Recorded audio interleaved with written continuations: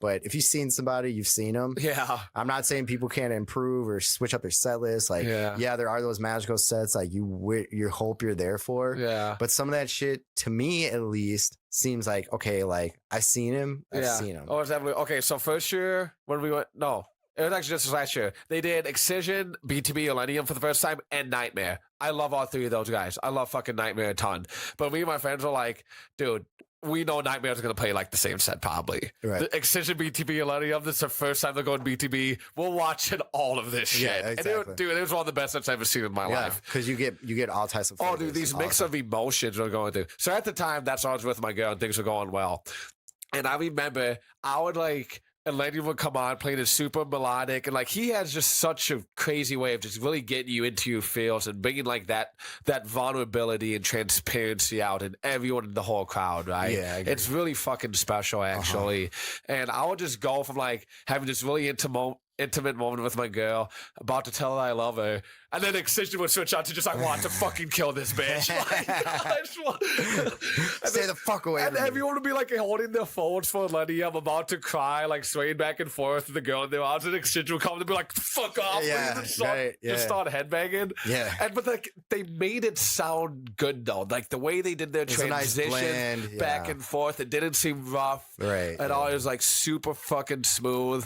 And dude, I've listened to that set, so I couldn't even tell you how many times since I've been back. That's cool. I would love to go to like a festival with like kind of what we mentioned before. It'd be like Armin and Martin Garrix and fucking Calvin Harris. Yeah. And like just these fucking, you know. The big dicks. Yeah. The big dicks. I mean, the guys who Big Dick Energy Festival. The guys who copyright that. You get only big dick and big dick. The guys who fucking sell out Vegas every night. You know what I mean? Whenever they go anywhere, it's like boom. Yeah. I would almost put like Diplo up in that scene too. I know he's like pretty big in the Vegas scene. Dude, I actually really liked his set when he came here. I did like a lot of people were hating on. Like I was surprised. I was like, oh, okay, Diplo, like he's cool. But then he came down and he fucking slayed. Like, dude, I was not expecting that. He plays a lot of different type of shit. He plays a lot of different type of shit. Like, he has really good taste. Yeah. Really good taste. It's fucking beautiful. And it reminds me, I love just like the hyphy music, like the catchy beats with like heavy bass, but not just all bass. I like that more. I like EDM music that actually has lyrics now. Yeah. To it. Before like a nice singer on there. Yeah. Like, no, I feel like that's much more like what's taking over, what's in style. Like, it's almost got a poppy feel on the hook, and then they'll get you to a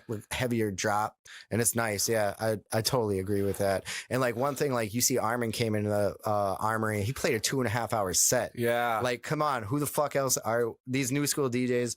You know, they're not playing 2.5 hours like that. And like 2.5 hours, but it's really engaging the whole time. Yeah, it's not like it was bullshit 2.5 hours. Yeah, like I'm sorry, Excision, he played 2 hour set, and by hour I'm like, okay, dude, this my head fucking hurts. You're just blasting bass. It's like Armin wasn't like that. Like he kept me going and going like the whole time. I had a lot of respect for his set. I was like, damn, are people like feeling this like as much as I am? Because I feel kind of weird. Like, this is fucking different, you know? Right. And it was 2.5 hours, and that's one guy up there for 2.5 hours, like working. Yeah. And he fucking knows how to work the crowd, and you could tell he's done this a million and one times. He's an OG, dude. He was one like the best DJs in the world. Like he was a top dog. He still is. No, I mean, I saw it with my own eyes like fucking 3 weeks ago. Yeah, he's still on top of his fucking game. Like, he didn't come there and just be like, you know, fucking hit play. Yeah. Like, okay. He's like, let me show you. Like, he's like, I invented this shit, dude. Like, I was part of the pioneers. No, like, let me show you kids how we do it. We're so fucking lucky, bro. Like, to see that shit and get paid very well to see that shit. Yeah. Like, interact with like such cool people that come to these shows and like befriend them and like get to know them and talk about music with them and hear what they like that they share with us. It's just like such a cool, if you open yourself up to that part of the scene, like more than just making a fucking drink for somebody and saying thanks, like fucking talking to these people when you have time. They travel, dude. People travel out of state for this shit. Yeah, I know. And like music's literally like the people I love, music is like their life, you know, and like same.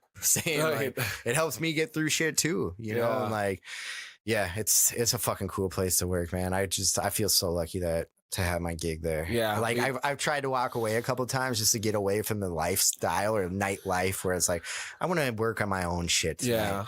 But it's like, how could I? Yeah. Like, realistically, how could I? What the fuck is cooler than that? Yeah. Like, and when you're going to want to go to those shows at the Armory, dude. You see me like, fuck, dude, I got to see Armory. I want to see Excision. It's such a unique venue, too. It's like, you can't even describe it. Like, yeah, it's just made picture perfect for these shows. It is. And it wasn't made for that. No. You know what I mean? Like they just made it happen, dude. yeah, like but then also we're doing other shit there too, where it's like perfect for boxing events or fights or fucking Call of Duty or like any type of event that we have there, or a fucking X Games final big air, dude, right in the motherfucking place. Working at the Army has like made like the standards that they hold us to has rubbed off on me for my own for shit in my personal life. Yeah, exactly. Honestly, it fucking has, dude. Yeah, it's like the way they hold the standards they hold us to. I'm like, okay, I'm gonna take those standards at the Army standards. I'm gonna apply them to this podcast. I'm gonna apply them to going to the gym. I'm gonna apply them to reading or whatever it is that I'm doing. Exactly. Like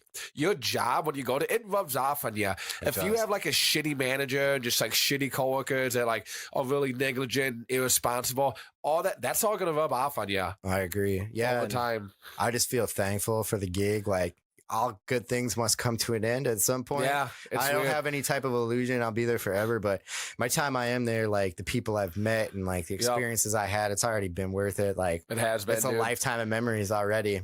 Yeah. Super Bowl, work that. Final Four, work that. Yeah. X Games, work that. You know what I mean? Like, work that. And it's those who knows what else is to come, dude. Yeah, I mean, just fuck with that type of venue, you can fucking do whatever you want to do. Right, dude, and it's getting known, dude, across the world pretty soon.